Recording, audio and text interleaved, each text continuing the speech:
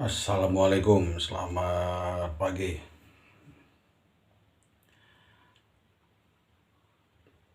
Jumpa lagi di Andum Kauruh, Ujang Rawing. Ya. Bahasan kali ini adalah penyakit darah tinggi. Apa itu darah tinggi? Darah tinggi itu bukan berarti darah kita itu naik ke atas, bukan seperti itu. Darah tinggi itu disebabkan darah ini nggak lancar, dan darah ini lebih banyak menetap di satu tempat, misalkan di jantung gitu. Kenapa ini nggak lancar? Nah, karena efek dari masuk angin inilah yang menghentikan darah sehingga tidak lancar. Harusnya darah ini kan udara itu lancar mengitari seluruh organ tubuh manusia. Tapi ternyata di sini enggak, dia lebih menetap kepada dekat dengan pikiran, ya, lebih dekat dengan pikiran, sehingga pikiran kita ini jadi emosian gitu. Akhirnya kemauan pikiran itu banyak. Nah, setelah pikiran itu banyak kemauannya, ingin itu, ingin ini, tidak kelaksana, disitulah si pikiran itu murka, jadi ya, sehingga nggak merhatikan lagi yang namanya makanan atau pola hidup. Misalkan pola hidup itu dari mulai bangun tidur, misalkan itu yang namanya pikiran itu banyak, mungkin bangun tidur pun seharusnya kita ada pemanasan atau misalkan minum air apa segala macam. Ini tidak ada aktivitas semacam itu. Jadi bangun tidur langsung berpikir bagaimana saya bisa mendapatkan uang banyak, makan enak, dan seperti itu.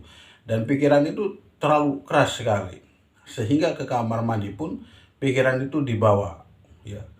Dan akhirnya pikiran itu menguasai otak, sehingga yang dia pikirkan yang enak-enak, perasaan dia yang enak-enak, sehingga tanpa kontrol makan pun pengennya jadi yang enak. Padahal di situ mulut itu terkadang tidak mau, ya, tidak mau. Kadang-kadang mulut itu bangun pagi itu kadang-kadang kita ajak makan tuh yang sifatnya empuk tuh kadang-kadang nggak mau, nggak mau. Cuman karena pikiran itu berpikir, saya mau bekerja, mau apa aktivitas, seolah-olah akhirnya walaupun tidak lapar misalkan atau tidak ingin pun dipaksakan dia makan. Tambah yang dia makan itu memang berkimia atau serba panas misalkan. Nah, kan kadang kan orang kan butuhnya itu panas, hangat, maksudnya seperti itu. Sedangkan darah kita ini di saat ketiban panas itu di dalam ini sudah panas, cuman darah itu hanya di satu tempat, ya. Bukan di satu tempat, maksudnya lebih condong di suatu tempat, lebih condong di suatu tempat darah itu. Ketibanlah makanan-makanan yang panas. Nah, sehingga di situ mendidih, sehingga berpikirannya pun menjadi bergejolak. Sehingga otak pun tidak kasih bisa akal lagi karena sudah ketarik oleh pikiran. Nah, seperti itu. Sehingga rasa pun sudah dipengaruhi pikiran, udah yang penting gua dapat makan gitu. Sebenarnya yang penting gua makan hari ini, yang gua penting bisa kerja, bisa aktivitas, demi pikiran yang keras itu tadi. Nah, di situ kurang baiknya, disitulah timbulnya darah tinggi. Jadi sebenarnya pola hidup yang normal itu bangun tidur, rileks, santai, walaupun nggak olahraga, misalkan duduk, ya, syukur bisa tarik napas pelan-pelan, ya kan, rileks, terus minum air hangat. Nah, misalkan kita mau sarapan, pilihlah sarapan yang sifatnya tumpuk, misalkan bubur atau nasi boleh sedikit, atau roti itu misalkan, ya, seperti itu. Jangan istilahnya makan yang sifatnya keras tuh seperti gorengan atau ada banyak makanan yang sifatnya keras-keras. Nah, sehingga darah di dalam tubuh kita ini bisa kedorong oleh makanan sehingga bisa memperlancarkan peredaran darah gitu. Emang sebaiknya sih kopi sebenarnya ya, cuman sekarang ini yang jadi masalah kopinya pun kebanyakan sudah dipalsukan, sudah nggak benar, prosesnya udah nggak asli lagi, udah nggak alami lagi. Nah, akhirnya juga dikhawatirkan juga walaupun kopi gitu. Tetapi kalau kopi dengan benar, dengan baik, dia bisa menetralisir darah, sebenarnya seperti itu. Eh, Lalu apa obat dari darah tinggi ini ya? Obat dari darah tinggi ini kalau sebenarnya kalau kita bicara obat sebenarnya banyak ya, obat darah tinggi itu banyak semacam ini ya. Salah satu yang saya sebutkan tadi misalkan ya, kopi ya. Tapi ya dengan proses yang benar kopinya, proses dengan benar.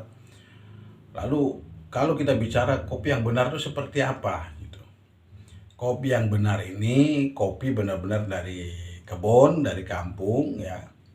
Itu proses penjemurannya itu minimal tuh 7 bulan ya.